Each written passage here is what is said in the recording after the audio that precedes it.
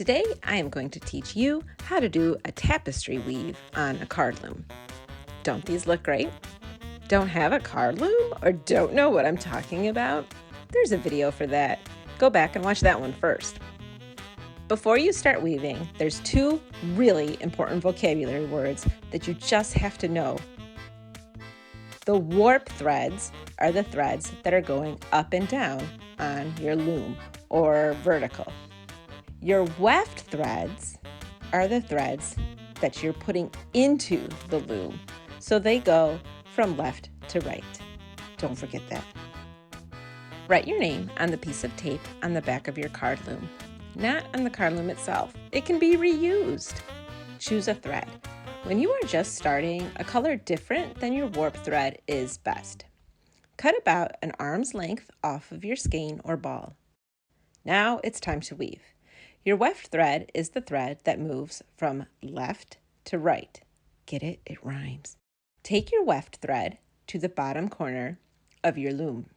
Begin by putting your weft thread under the warp thread. Pull it up and over the next thread. Then lift the warp thread and put the weft thread back under. Over, under, you get the idea. Do this till you get to the very end of the warp threads.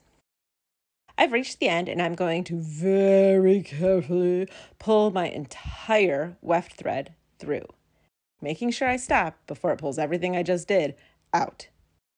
Push your weft thread down, grab your end again, and get ready for the next row. My first row ended under, so for row 2, I am going to turn it around and go over my first warp thread. Then tuck it under the second warp thread, over, lift up and go under, etc. Finish the row. When you get to the end, pull the yarn all the way to the end. Push your weft threads nice and close together. Now here's a helpful hint. You don't want your pulling to bend your warp threads.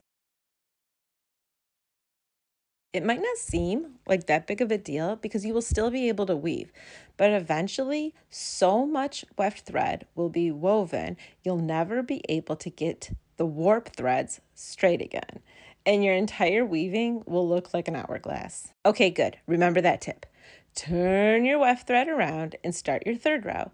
This row is exactly like the first row. I started under so that the weft thread wraps around the warp and boom, kept going. Get to the end, pull it through, but not too tight. Slide the threads down and do it again and again and again.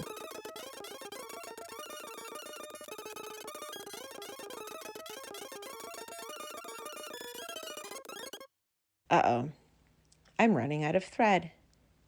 When you are running out of thread, just keep weaving. Weave it till there is no more. Then get a new piece of thread. Instead of starting at the end of the row, try to keep weaving a few warp threads back from where you left off. This way, they will overlap a little and make a nice, smooth transition. As I pull the new weft thread through, I'm being careful not to pull it all the way out. I have a little tail hanging that I'm just going to tuck behind. And keep going with that new thread. Now I'm going to do something kind of fancy. I want to use more than one color on a row of warp threads. I'm going to weave about halfway and stop. With my new color, I'm going to start the new thread a few warp threads back from where I just left off. And that's where I want my design to start, just to keep it a smooth transition. I start weaving all the way to the end of the row and push it down. I'm going to turn around and go back, but I only weave halfway before I start to push down my threads. Turn around and go back. Now I'm going to go back to my red thread. I don't want there to be a slit or a hole in the middle of my weaving, so I interlock the weft threads on the same warp thread.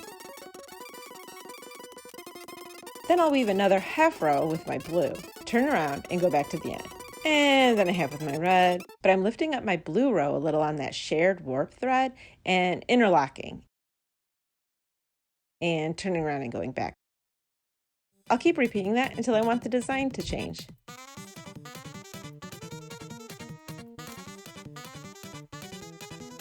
Ooh, that little blue is not tucked in enough. I'll fix that now.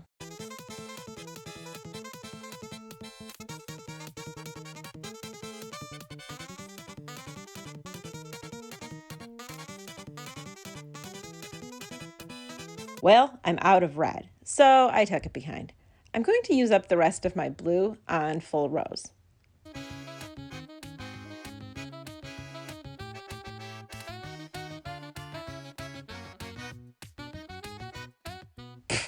It's like magic. I'm almost done. I got a little more fancy with the design in the middle.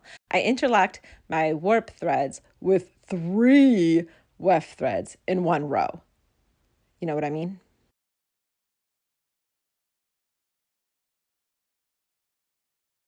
And wait, what? Wait, it's done? How did I take it off the card?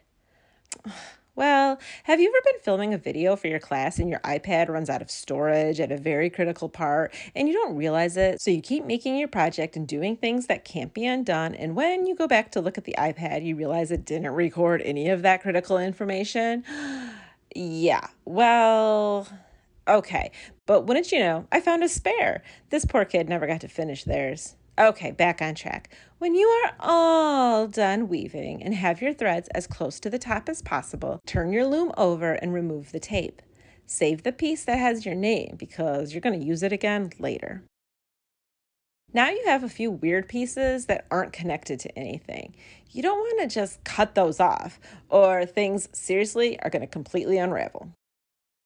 Find something you can double knot those strings to. I took the warp thread string, unlooped the 2 warp threads next to it, and tied them together. I'm going to do that on the other end, and the other end. Once all those loose end strings are tied to something, you can unnotch your entire weaving from the card loom. This one has a few weird strings poking out of the front, so I'm just going to push them out to the back. All right, everything looks good. I'm going to put the tape with my name on it on the back, trim off these strings, not the knots, and ta-da! Looks good. Thanks for watching.